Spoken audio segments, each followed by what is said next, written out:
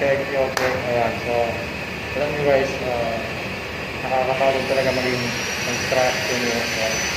Tapos, content creator. So, ang ingay-ingay na paligid mo, tapos pagod na ka ba? Hindi mo na magawa mong pagupit.